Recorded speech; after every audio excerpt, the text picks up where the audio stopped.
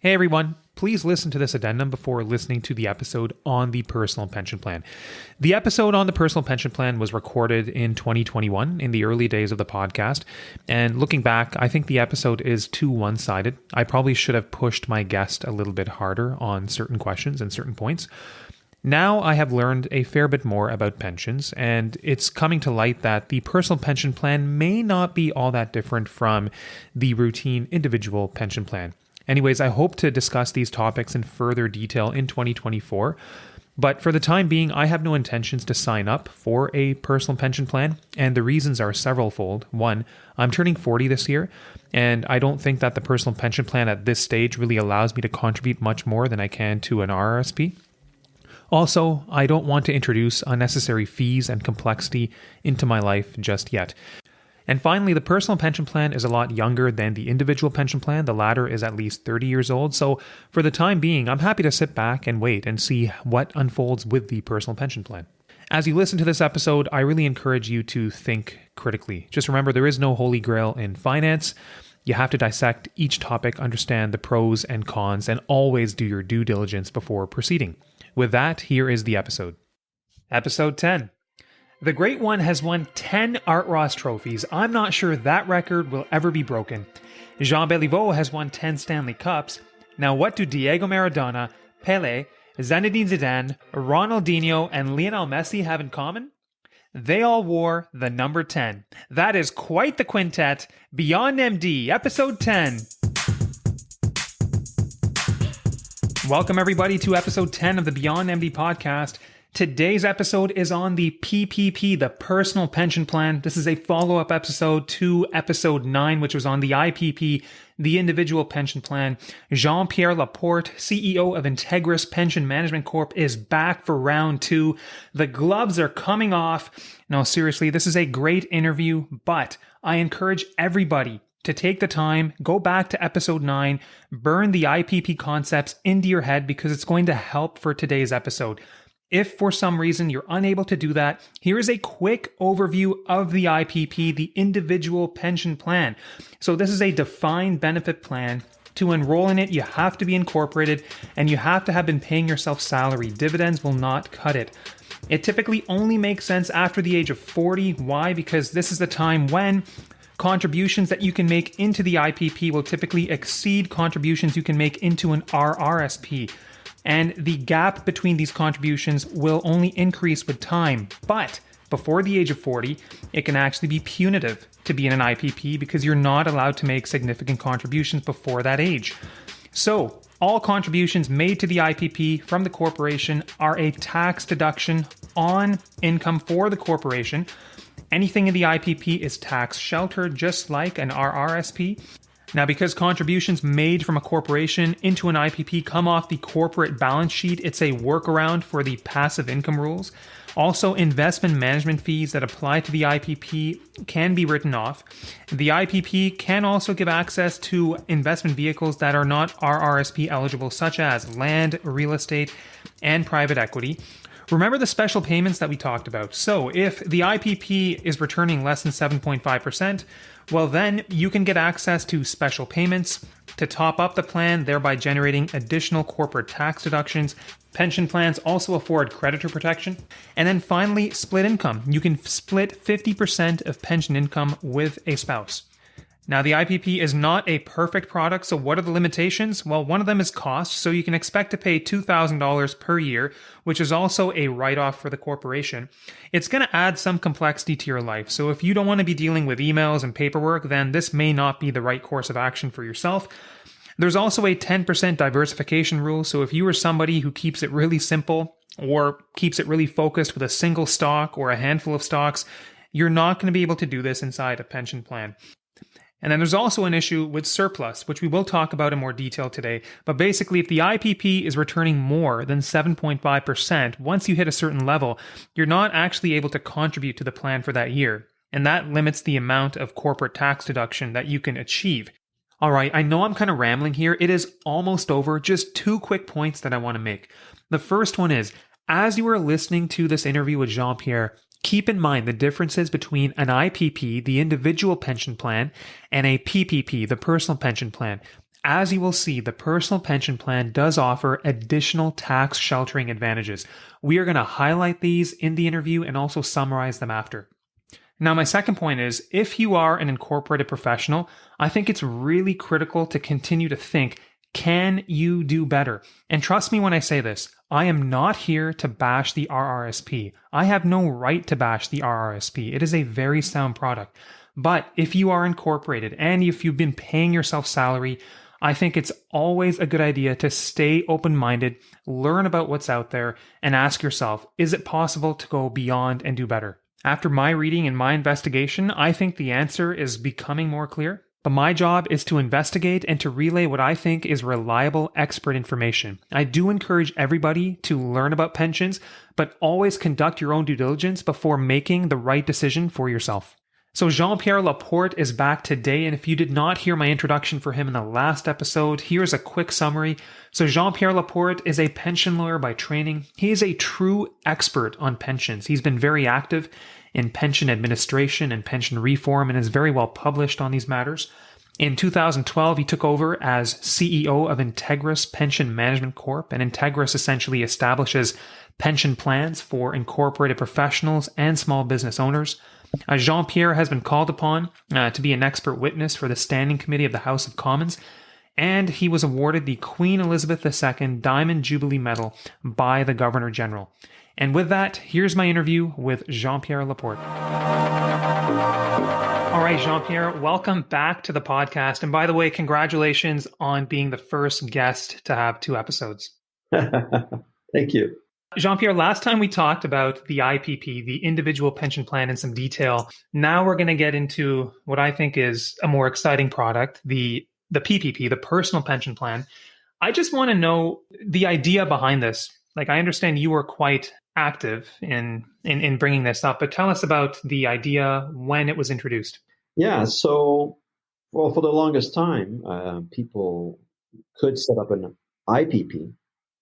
And I realized that professionals like myself, like a lawyer or a doctor, that now had the right to incorporate, could also establish a pension plan for themselves. And I thought, well, of course they can do an IPP. That's available. But could they push the envelope further? Could they take everything that's good under the Income Tax Act and optimize it to create even more value than what was existing at the time? And so I had also read an article, a paper from the C.D. Howe Institute that had argued that all else being equal, someone using a defined benefit plan could end up with about $1 million more than someone with an RRSP by the time they retired. It was something like, have you got your million? And I thought to myself, what the heck is going on? How come there is this inequity in the tax rules in Canada? So I thought, gee, I wonder if we could even push that $1 million a little bit higher. Mm-hmm. And so I happened to be seconded from one of my law firms to a large mutual fund company, one of the largest ones in the world, by the way. And I was there for about 4 months. And while I was there, we were onboarding a number of large corporate clients. And one of them had this plan design that offered both defined benefit and defined contribution under a single roof. And this was the first time in my career that I had seen this kind of plan design. Usually it's one or the other. And so I said, gee, I wonder if that plan design could be boiled down to the little guy in the private sector that's got his medical professional corporation or legal professional corporation. And of course, the answer is yes. So that was where the light bulb went off. I said, gee, I think we're onto something here. Well, thanks for looking out for us. And one thing I have to ask you is, what percentage of incorporated professionals in Canada do you think know about the PPP? Well, if I were to venture a guess, I would think that less than 1%. Really? Of business owners. So you are really, your podcast is on the cutting edge. Really? That is mind-blowing to me. Okay. Yeah. Okay. I thought I was maybe behind the times a little bit, and wow, I've got some catch up to do, but that makes me feel better. It's a double-edged sword. I feel good, but I feel bad in certain ways too. So, okay, you mentioned that the PPP has different components So in contrast to the IPP, which is strictly a defined benefit plan, maybe you can talk to us about the different accounts in the PPP, and let's just dissect the anatomy. Sure. Let me get my scalpel out. Yeah. So the PPP comes with 3 accounts. There's an IPP-like account that we call the DB account, defined benefit. So that way, everything that you love about the IPPs that we discussed in the previous podcast, we have it. We start with that. But in addition to that, we have a DC, a defined contribution account. And then we layer on or bolt on an additional voluntary contribution account that in pension jargon we call AVC. Okay. Now that AVC account is particularly useful when you want to convert RRSP monies into pension monies, because there's a bunch of reasons why you'd want to do that. For example, and we touched upon it in the previous podcast, but by doing that, all of the investment management fees that you were not allowed to write off while the cash was sitting in the RRSP account, by being transferred into the AVC account, those same investment management fees that are levied become additional corporate tax deductions for your business. Okay. So if you had $2 million sitting at a bank with a broker, and that broker was charging you 1% on assets, so there's 20 grand coming off the top that's being spent that you can't write off. You roll that $2 million into the PPP's AVC account, no tax, because it's done under the authority of a T2033 CRA form. That $20,000 that your broker is still charging you to manage those assets within the BVP are now additional corporate tax deductions for your business. There's also, you can claim the HST pension entity rebate. So a lot of people never heard of that, but I haven't. No, you'd be the second person in Canada that tells me they've heard about it. If you told me you knew about it, I've only had one person in the past 8 years say, "Oh yeah, I'm familiar with it," and it's the guy who came up with the GST for Mr. Mulroney. Oh, really? Working for the Department of Finance. Yeah. So the HST pension entity rebate allows you to claim 33% of the HST you've expended on your pension plan. You get that refunded by the government. Okay. And then the other thing is creditor protection of the assets. So the AVC, though, is its sole purpose to transfer RRSP money, or does it have additional? It has other uses. So the transfer is a big one. Yeah. The other one is when you have a PPP, you're either in IPP / defined benefit mode or defined contribution mode. If you're in defined contribution mode, what happens is the company, the PC, will contribute 1% of your salary. But then you can put up to 17% of your salary into the AVC account. Okay. And that creates a personal tax deduction when you file your taxes. So I can see how the triple account structure in the PPP allows for more flexibility. And that leads me to my next point of age. So we talked about the IPP, typically useful 40 and beyond, but that's not the case for a PPP, right? And if so, can you just elaborate on that? Yeah, so when you're under the age of 40, our clients would utilize what we call the money purchase limit, which is really a mixture of the 1% DC and the 17% personal. That gives you the 18% limit. And it's 18% up to the money purchase limit. And this year, the money purchase limit is $1,360, I think, higher than the RSP maximum. So when you hit $163,000 of salary or T4 income, we have a $1,300, let's say, to round it down, absolute advantage over the RRSP.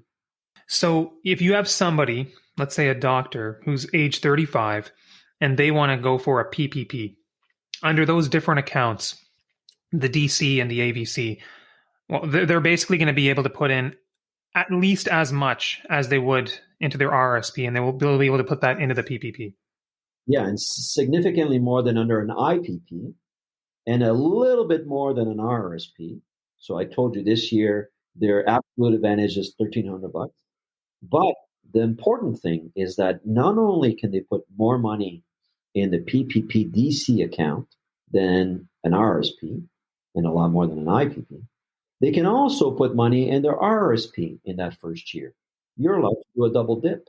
you get to write off all your investment management fees, and you get to claim the HST pension entity rebate, and you get creditor protection. And if you borrow money to make, and you have to pay interest to a lender to make the contributions, the interest becomes tax deductible to your business. You have all these other advantages, even when you're in DC mode. I'm going to get you to summarize some of these tax advantages towards the end, but the RRSP double dip, that's something I keep hearing. So just to clarify, when you register for a PPP in that first year, you're still allowed to make the RRSP personal contribution.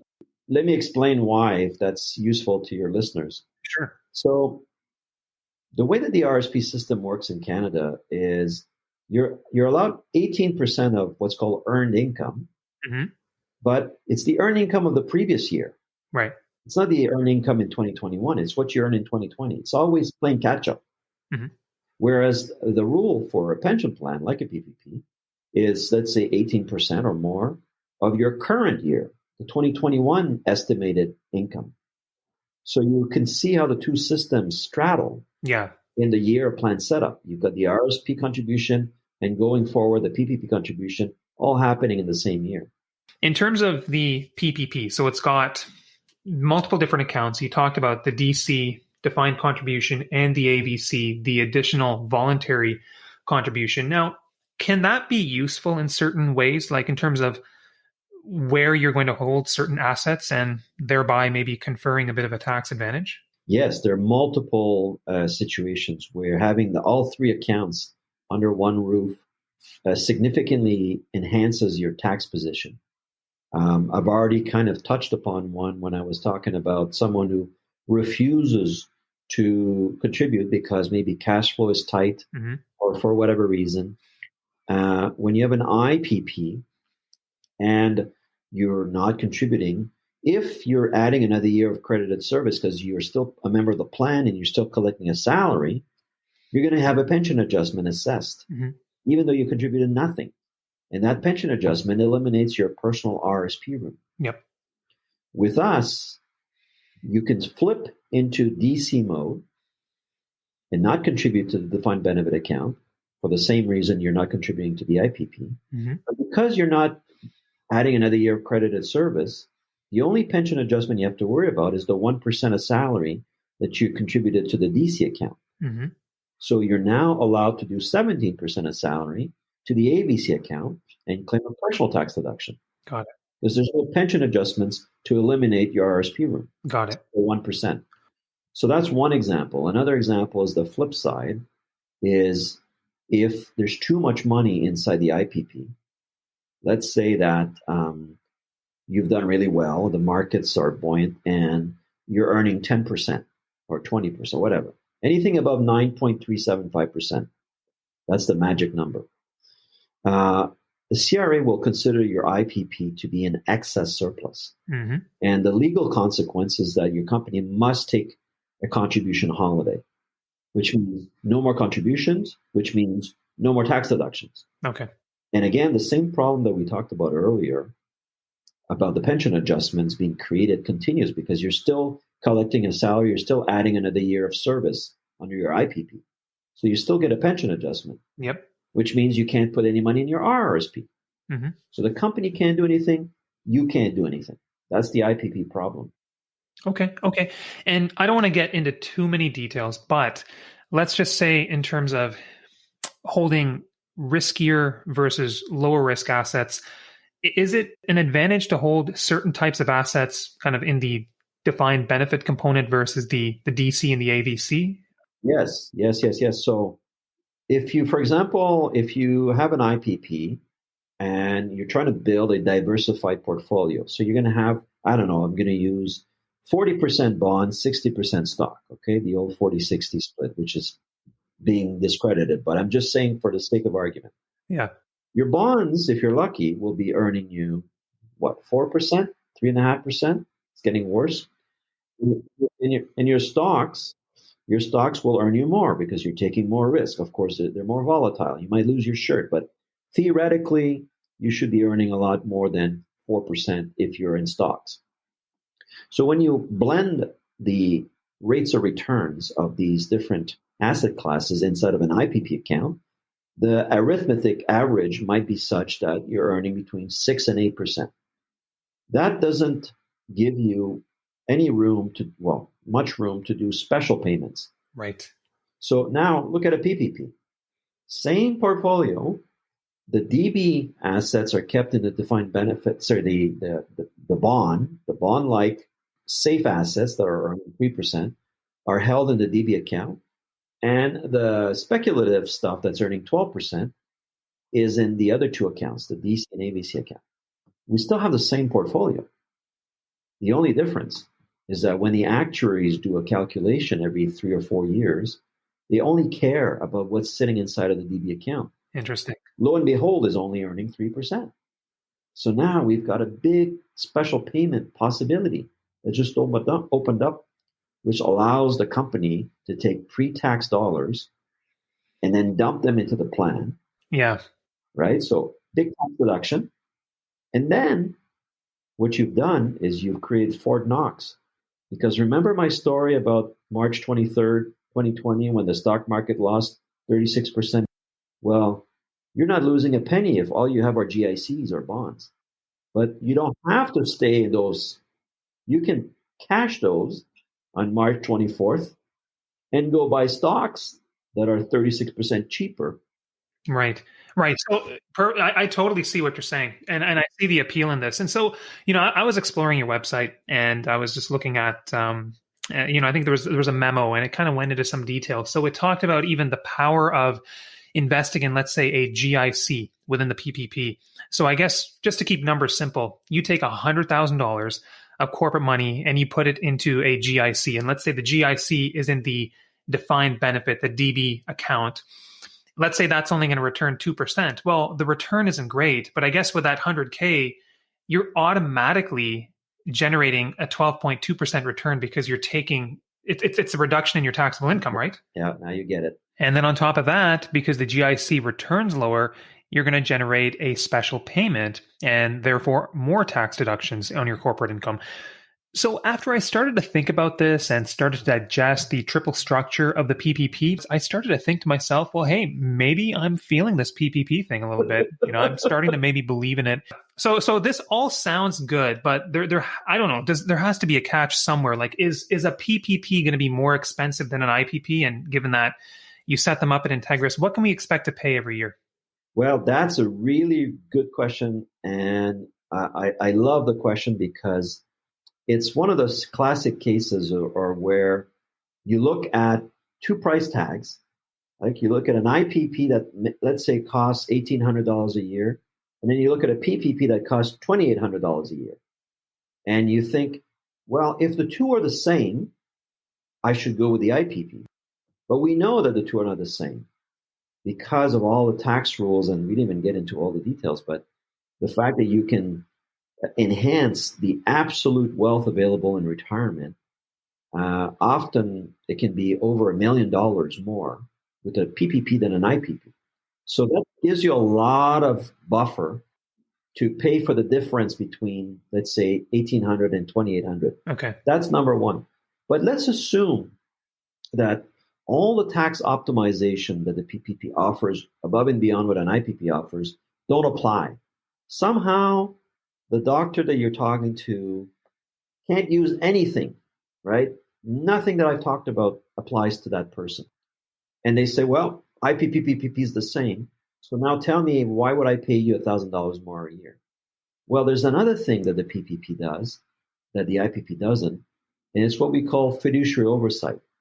So you have access to a team of 4 pension lawyers that can protect your plan, supervise your plan, interface with the regulatory authorities on your behalf, and optimize your plan on an ongoing basis to make sure you're squeezing as much value out of the system. Now, if you had an IPP and you had to hire a guy like me, okay, I was billing at $600 an hour. Okay, so the time we spent together, you would have received an $800 bill. That's the value that you're getting from dealing with the A team. If you had to pay that on top of your $1,800 IPP charge to the actuary, the IPP would be more expensive. So it just sounds like the overall package in terms of the accounts, the framework, and then the team that you're getting. Yeah, it just seems a little bit more flexible and comprehensive compared to the IPP. Yeah. So the analogy that I give my youngest son, who's 14, is I say the RRSP is like taking a bicycle. The IPP is like taking a Ford Pinto, and the PPP is driving in a Bentley. They will all take you from A to B eventually, except the Bentley is a hybrid. So the cost of the gas is lower than the Pinto.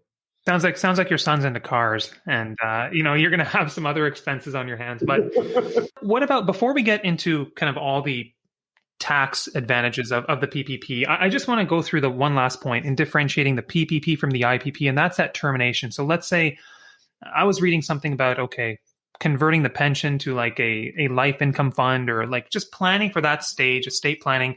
Does the PPP have an advantage? They do, yeah. Our PPP has a significant advantage, and it's called cross-subsidization. Okay. So I apologize to your listeners for the technical jargon, but that's what it is. And the basic principle is that when you have an IPP, forget about us for a second, and you terminate the IPP, if you decide to roll the assets into a life income fund, a locked-in retirement account, and nowadays, thanks to the new legislation, an RRSP or a RIF, because there's no locking in anymore, you're not allowed to transfer all of that money tax-free into those types of accounts. There's a special regulation under the Income Tax Act that only allows you to transfer a portion of that cash on a tax-exempt basis. The rest has to be included into your income, and then you have to pay tax on it in the year of the transfer. So it could be a very, very, very salty tax bill that you have to deal with on wind-up. So how does the PPP help? Well, recall that the PPP has 3 accounts: DB, DC, AVC. So the 1% DC contribution that we have, we can amend that. We file a plan amendment with the government, and we say, okay, on a go-forward basis for the next few years, instead of us contributing 1% of salary, we're going to contribute the full 18% to the DC account. But instead of taking corporate monies to put into the DC account, we're going to use a surplus that's sitting in a defined benefit account, and we're going to roll it into the DC account. That's what's called cross-subsidization. Gotcha. It's an internal transfer, so it's not taxable. Now, this is the catch. Well, it's not a catch, but this is the great thing. When you terminate the PPP, whatever you were able to transfer from the DB world to the DC account, that money flows 100% tax sheltered into the RSP, RIF, LIRA, LIF. None of it's taxed. Okay.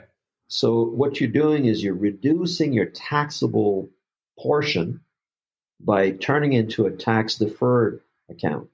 Gotcha. Through the pension plan. Gotcha. Okay. So that process with a PPP is a more tax-efficient process. Well, yeah, because the other guy is going to have a massive tax bill. We reduce that tax bill because we're moving DB assets out and putting into the DC world where they don't get taxed. Yeah.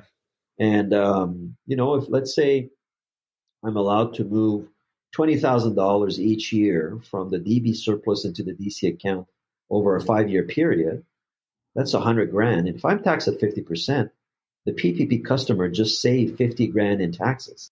Okay, so I know we've been talking a lot of jargon, a lot of terms. So maybe as we get to the end of this episode, perhaps now, Jean-Pierre, you can just kind of give a quick summary of all the tax advantages that a PPP offers.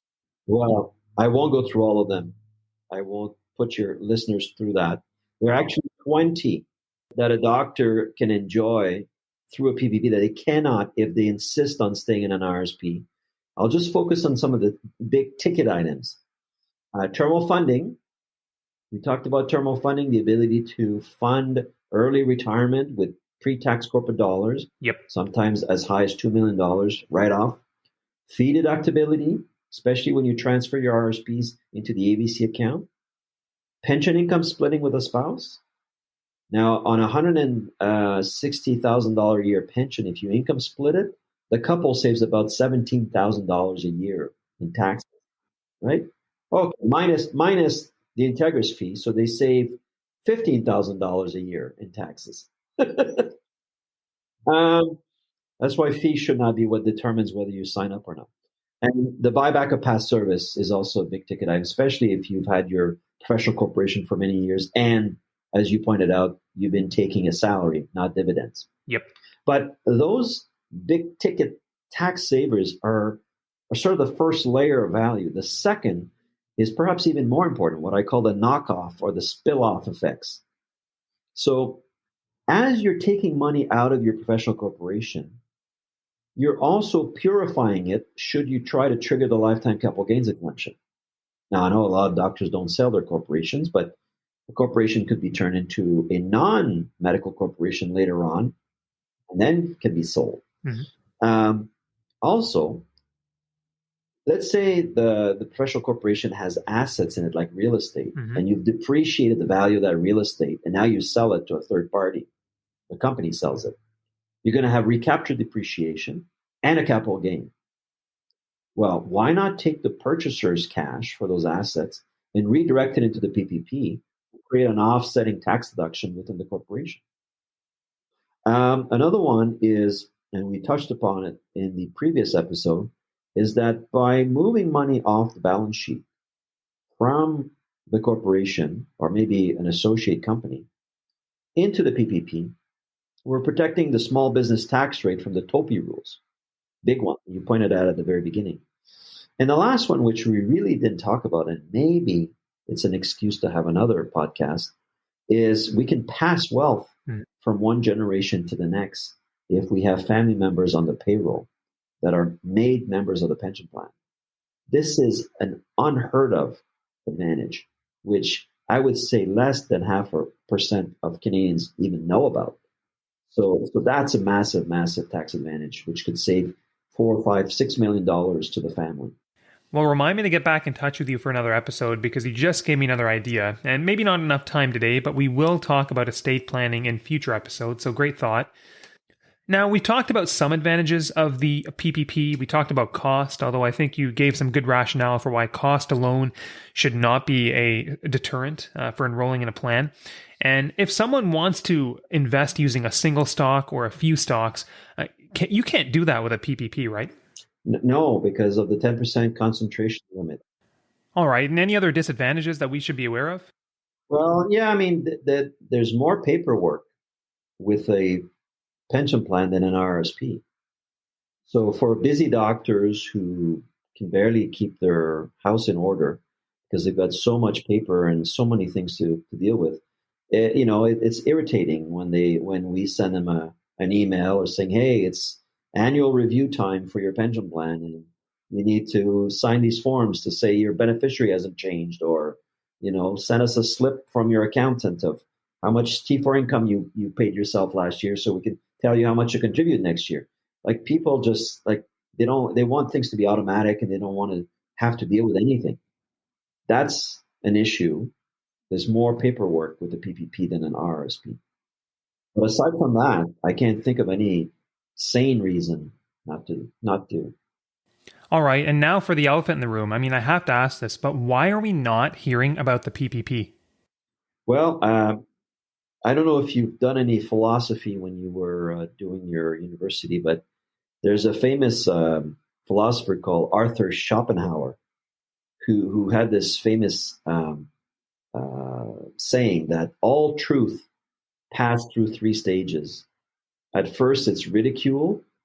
Second, it's violently opposed. And third, it's accepted as if self-evident. And that's exactly what's happening with the PPP.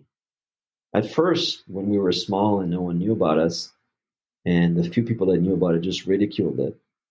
Now we have a lot of people attacking us because we're stealing their business. But eventually, everyone will say, yeah, of course you do a PPP. Why wouldn't you? You have to be an idiot not to. So right now it sounds like we're between stages 2 and 3? Yep, that's what's happening.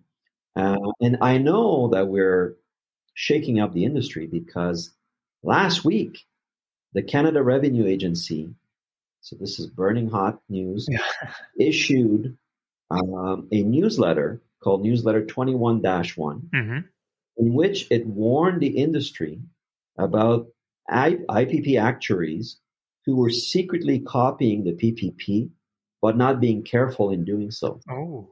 So they started adding defined contribution component to existing IPPs and telling their customers to contribute, even though the IPP was in excess surplus, which we never do, and I've never done in 8 years. So of course the CRA came down on them like a ton of brick, and came up with these new conditions. So we know that people are copying us, even though they may not admit that the PPP is a superior form of pension plan. They're quietly telling their clients, yeah, we can do what Integris does. Sometimes they do it in a awkward way because CRA is, attacking them. But that is a proof that we're starting to have an impact.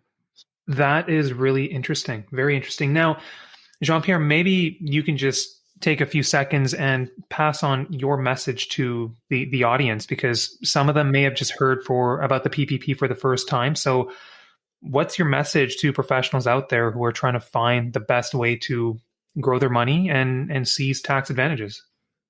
It's going to sound very sort of basic, but my message is, please take the time to inform yourself.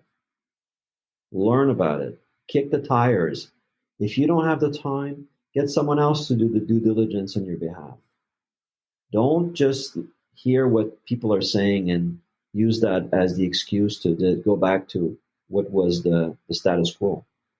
Because you're leaving potentially millions of dollars on the table. And you don't know what you don't know. That's the big problem, is that ignorance in finance is extremely expensive. And it's not that I'm any smarter than anyone listening to us tonight. It's simply that I've developed such a niche expertise in this one area. I can tell you with full confidence that very, very few people do not qualify and would not be significantly better off upgrading to a PPP. So, and the only reason why they don't is because of, I'm too busy. I heard someone say that IPPs and PPPs are no good. Or no, I can manage my own money. Those are all cop-outs. And, if your audience learns anything from tonight, is that there's something better out there. They just need to take the time to digest it and then come up with their own decision. Very good. And I realize I've been calling you Jean-Pierre the whole night, even though you said the only person who calls you Jean-Pierre is your wife. So I'm going to call you JP for the last question. So JP, if people want to get a hold of you and learn more, what's the best way to reach you? Well, really, the simplest thing is to go on our website, integris-mgt, like management.com. And then there's a green button that says Get Started. You click on that, you put in your information, we'll get back to you with a quote, we'll get back to you with a salesperson to walk you through all the advantages, and away you go. It's that simple. JP, it's been a real pleasure to connect with you and learn about the IPP and the PPP. I mean, for a lot of us, this is a new and exciting product. And I know you've been working feverishly behind the scenes, because anytime I've tried to do any research on pensions for physicians, it's always your name coming up. Look at you now. It's 9:15 in the evening. You're in your office being interviewed by me for the podcast. And I really appreciate your time and your expertise. This was awesome. Well, if I may return the compliment, you made those hours go by real fast. So thank you. Hey, it's been a pleasure. Okay, take care. All right, there it is, the PPP, the personal pension plan. So while this stuff is still fresh in my head, let's establish some take-home points and differentiate the PPP from the IPP. So the PPP has a triple account structure. So first thing is the defined benefit account, the DB account. The next one is DC, defined contribution, and the third account is AVC, additional voluntary contribution. So why is this important? So first thing is age. So you don't have to wait until age 40 to set up a PPP if you're interested. Under the age of 40, you simply go defined contribution mode, and the annual contributions you make are typically going to be slightly more than what you could put into an RRSP. The second thing is flexibility. Let's say in a given year, you don't have the same amount of money to put into the PPP. Well, not to worry, you can go from defined benefit mode to defined contribution mode, put in a minimum of 1% into the DC account and then up to 17% into the AVC account and still generate tax deductions. We talked about surplus and how that can be a challenge with the IPP. So let's say there's excess in the IPP, it's performing better than 7.5%. Well, then, depending on the excess, you may not be able to contribute in a given year to the IPP, but you can circumvent this issue with the PPP by going from defined benefit mode back to defined contribution mode. We talked about how it can be useful to structure your investments by putting low yield investments into the defined benefit account within the PPP. For example, the GIC, that's going to return only a few percent. No big deal. It's far less than 7.5% because this is going to generate some special payments, thereby generating more corporate tax deductions. We also touched on how the PPP has a few advantages when it comes to estate planning and transferring money from one generation to the next. More details for a future episode. And then Jean-Pierre Laporte also mentioned fiduciary oversight that comes as part of the PPP package. So obviously, the PPP is under discussed. I did a very brief survey in my physician network, and outside of people who were already enrolled in a pension plan, essentially nobody had heard of the personal pension plan. And no surprise, it's under discussed. And my first foray into this was actually last fall. So I got a text from a colleague, a former resident from Kingston, Christian Kirkpatrick, who's a brilliant radiologist. He was 3 years ahead of me in residency. He messaged me. He said, I saw your podcast, and if you're free to chat, call me.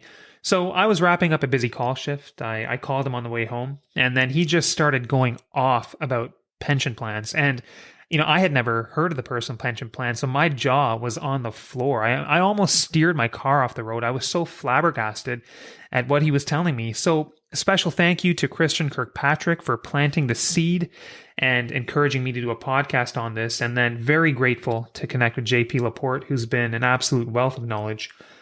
All right, so one quick story about cost. And listen, it's human nature to not want to pay for things. You're listening to somebody who used to take a lot of pride in running to the back of the store, finding that sale rack, and finding that $30 pair of pants. I thought I was the shit. I thought I looked really, really good, only to discover 6 months later that the color had faded and I looked like a fool. And then I went to my wife and I told her, listen, help me out here. Like, I need to do better. So my wife, she started going to Lululemon and she started buying me pants that were at least $100, maybe $150. But you know what? The color hasn't faded. It's 2 years later. They're durable. I'm looking good. I'm feeling good. So this is not a perfect analogy by any means. But one thing I've learned in life is that sometimes if you pay a little bit more for quality, it can go a long way. Food for thought, food for thought. I'm never going to tell anyone what to do, how to invest, where to buy their pants, but food for thought. And now just a quick shout out to everyone who's been taking the time to tune into the podcast. I really appreciate you doing so. I really appreciate the support. I hope the content has been useful. Always feel free to reach out to me. Best way to do so is beyondmdpodcast@gmail.com. I also have a website, beyondmdpodcast.com, where I do write articles once in a while that will complement the podcast. And please continue to give me feedback so that I can ensure the podcast stays useful, and let me know any topics that you would like to hear about. So if you like what you're hearing, please feel free to download, subscribe, and spread the word. Until next time, when we talk to one of our colleagues about a startup. And so if you caught that entrepreneurial bug, you'll want to tune in for sure. Stay safe, everyone, and stay savvy.